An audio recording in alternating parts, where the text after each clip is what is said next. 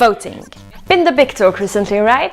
The last few elections and referendums in Europe were all over the media. One of the elections with the most impact on youth was the last French presidential election, with Emmanuel Macron becoming president of France with the hugest abstention rate since 1969. This abstention concerns most of all the French youth, 34% of young electors between 18 and 24, and it even goes up to 40% for the 25 to 34-year-olds.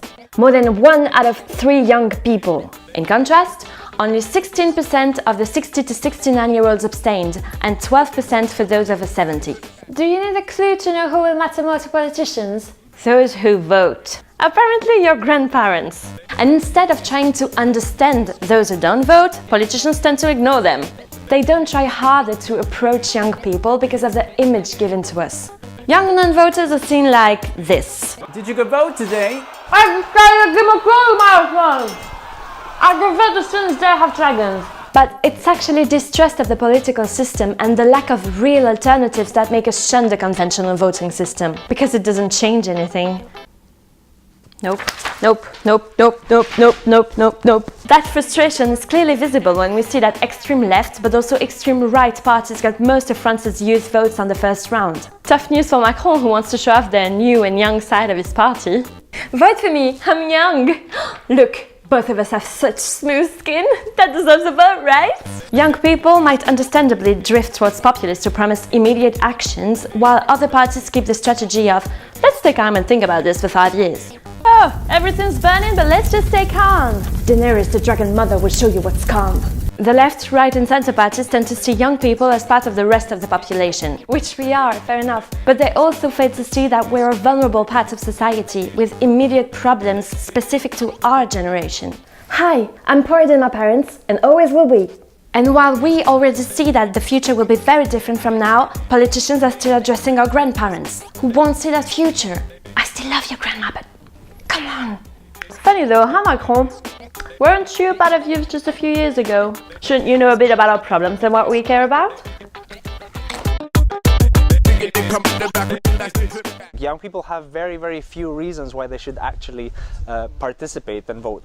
This is a generation that has seen everything facing against them. This is the most educated generation, the most technologically savvy, the most aware and most participative generation in history, while the system is completely neglecting them.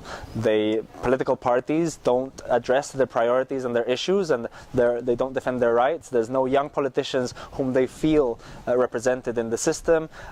Governments are not trying to innovate in the way they capture voices of young people, and everything is stuck in the old system of voting every 4 years. I think that there's lots of things that can be done. We see governments innovating around e-participation and using new ways of capturing the voices of young people, not only through electoral cycles every 4 years.